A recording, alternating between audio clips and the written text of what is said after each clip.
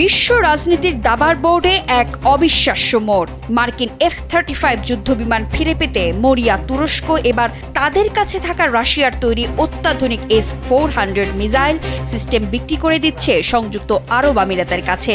আর সবচেয়ে বড় চমক, মার্কিন নিষেধাজ্ঞার মুখে থাকা এই চুক্তিতে সবুজ সংকেত দিয়েছে স্বয়ং মস্কো।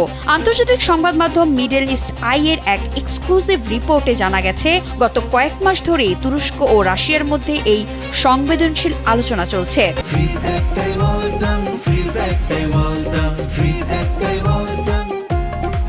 এবার একটু পেছনে তাকাই। 2019 সালে রাশিয়ার কাছ থেকে এই S-400 কেনার পরই আমেরিকার ক্ষোভের মুখে পড়ে আঙ্কারা। রাতারাতি তাদের বাদ দেয়া হয় ওয়াশিংটনের ড্রিম প্রজেক্ট F-35 যুদ্ধবিমান কর্মসূচি থেকে। এমনকি তুরস্কের কেনা 6টি যুদ্ধবিমানও আটকে রাখে আমেরিকা এবং নানা নিষেধাজ্ঞা চাপায়। কিন্তু সম্প্রতি মার্কিন রাজনৈতিক পট পরিবর্তনের পর F-35 ফিরে পেতে মরিয়া হয়ে উঠেছে আঙ্কারা। আর মার্কিন আইন অনুযায়ী F-35 পেতে হলে তুরস্ককে S-400 ত্যাগ করতেই হবে।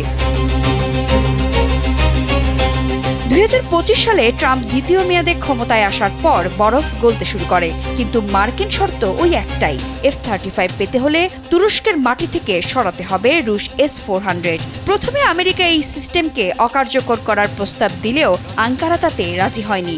অবশেষে মাঝখানের পথ হিসেবে সামনে আসে আরব আমিরাতের নাম।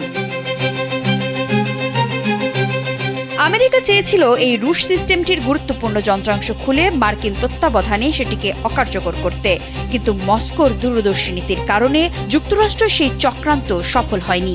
রাশিয়া তার বিশ্বসেরা প্রযুক্তির মর্যাদা ধুলোয় মিশে যেতে দেয়নি, বরং তুরস্ক যখন এটি তৃতীয় দেশ হিসেবে সংযুক্ত আরব আমিরাতের কাছে বিক্রির বিকল্প প্রস্তাব আনল, ক্রেমলিনের মুখপাত্র দিমিত্রি পেসকভের মাধ্যমে পুতিন প্রশাসনের স্পষ্ট এবং আত্মবিশ্বাসী জবাব ছিল কেন নয়, তবে চূড়ান্ত সিদ্ধান্ত নেবেন রুশ প্রেসিডেন্ট ভ্লাদিমির পুতিন। একই সঙ্গে রাশিয়া চাইবে UAEর কাছে বিক্রি হলেও আঙ্কারার সঙ্গে স্বাক্ষরিত মূল চুক্তির সব শর্ত কঠোরভাবে মেনে চলা হোক। এদিকে বিশ্লেষকরা বলছেন এটি রাশিয়ার এক চরম কূটনৈতিক চাল। একদিকে আরব আমিরাত আগে থেকেই রাশিয়ার প্যান্টসির ডিফেন্স সিস্টেম ব্যবহার করায় মস্কোর অস্ত্রের বাজার আরও শক্ত হচ্ছে। অন্যদিকে এই ছাড়ের বিনিময়ে তুরস্কের সাথে দীর্ঘমেয়াদী গ্যাস সরবরাহ চুক্তিতে নিজেদের সর্বোচ্চ সুবিধা আদায় করে নিচ্ছে ক্রেমলিন। এখন প্রশ্ন হচ্ছে, আমেরিকার নিষেধাজ্ঞা আর শর্তের বেড়াজাল ডিঙিয়ে মধ্যপ্রাচ্যে রাশিয়ার এই নতুন সমীকরণ কি সফল হবে? F-35 কি শেষ পর্যন্ত পাবে এরদোয়ান?